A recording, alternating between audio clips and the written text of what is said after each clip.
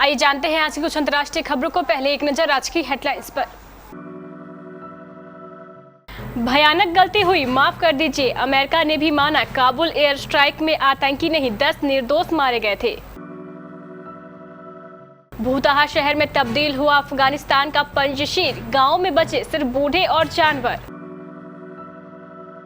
पंजाब में आज कैप्टन अमरिंदर सिंह की अग्नि परीक्षा, शाम 5 बजे बुलाई गई कांग्रेस विधायकों की बैठक। खुलासा, सोनू सूद के घर दफ्तर क्यों पहुंची थी आयकर विभाग की टीम, सामने आई वजह।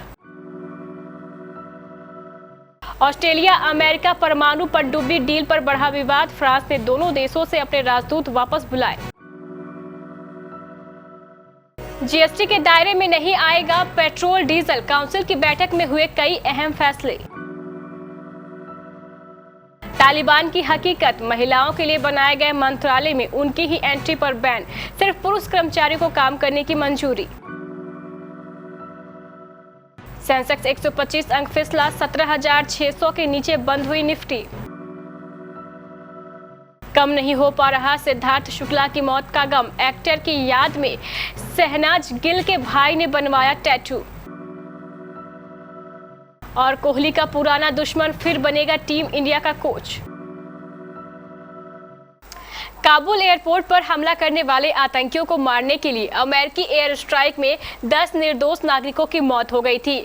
अमेरिका ने भी इस तथ्य को मान लिया है और उसने इसके लिए माफी मांगी है।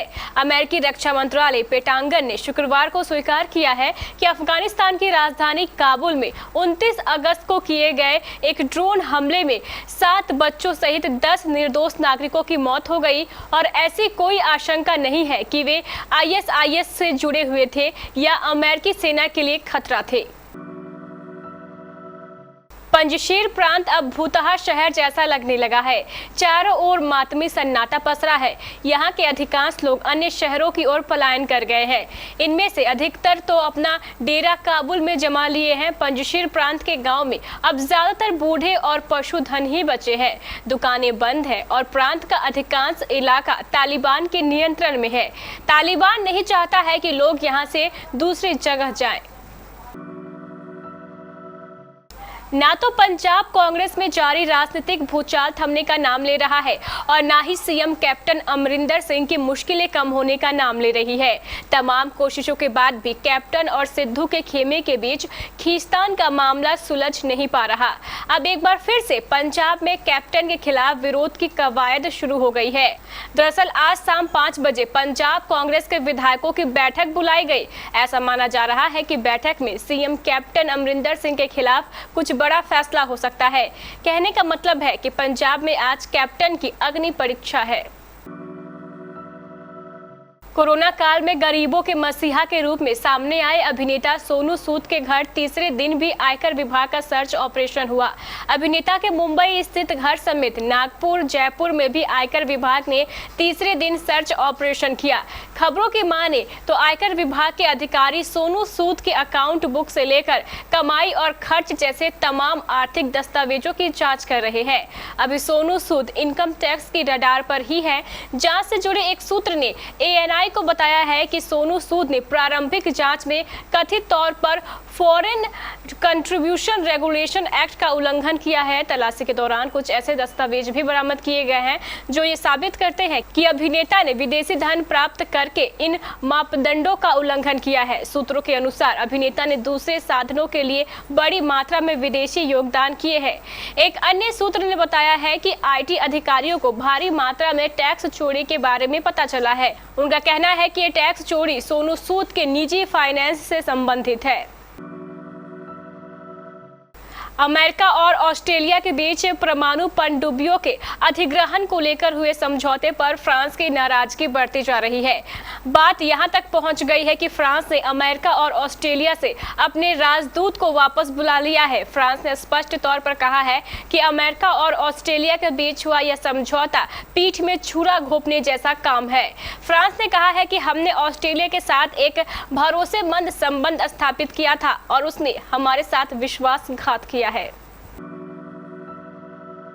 जीएसटी काउंसिल की 45वीं बैठक के बाद वित्त मंत्री निर्मला सीतारमण ने कहा है कि अभी पेट्रोल डीजल को जीएसटी के दायरे में लाने का सही वक्त नहीं है। वित्त मंत्री लखनऊ में हुई इस बैठक की अध्यक्षता कर रही थी। उन्होंने कहा है कि केरल हाई कोर्ट के आदेश के बाद एजेंडे में यह मुद्दा आया था, लेकिन राज्यों ने इसका विरोध किया है। उन्होंने कहा है कि इस मुद्दे पर विस्तार से चर्चा हुई, लेकिन राज्य नहीं चाहते हैं कि पेट्रोलियम प्रोडक्ट्स को इस दायरे में लाया जाए। तालिबान महिलाओं को उनके हक देने के वादे करके दुनिया की आंखों में धूल झोंकने की कोशिश कर रहा है। इसका एक और सबूत गुरुवार को सामने आया। तालिबान ने महिलाओं के बनाए मंत्रालय में उनकी ही एंट्री पर रोक लगा दी। Ministry of women affair Kabul में है और इसमें सिर्फ पुरुष कर्मचारियों को ही जाने की मंजूरी दी गई है। तालिबान हुकूमत के ऐलान के वक्त और उसके बाद कई बार प्रवक्ताओं ने साफ कहा था कि महिलाओं को कैबिनेट में भले ही जगह ना दी गई हो, लेकिन मंत्रालयों में वो पहले की तरह काम करती रहेंगी। हालांकि उन्हें लिबास वही पहनना होगा जो तालिबान अपनी गाइडलाइंस में देगा।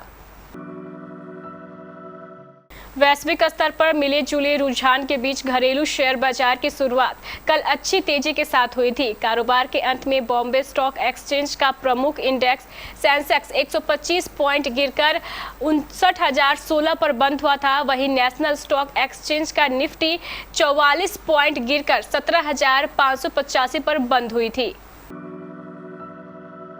एक्टर सिद्धार्थ शुक्ला की हुई अचानक मौत ने लोगों को झकझोर कर रख दिया है। सिद्धार्थ के परिवार का तो रो रो कर बुरा हाल है। वहीं उनकी खास दोस्त शहनाज गिल की हालत भी कुछ ठीक नहीं है। यही नहीं, शहनाज के भाई शहबाज ने सोशल मीडिया अकाउंट से अपनी तस्वीर हटाकर सिद्धार्थ की फोटो लगा ली है।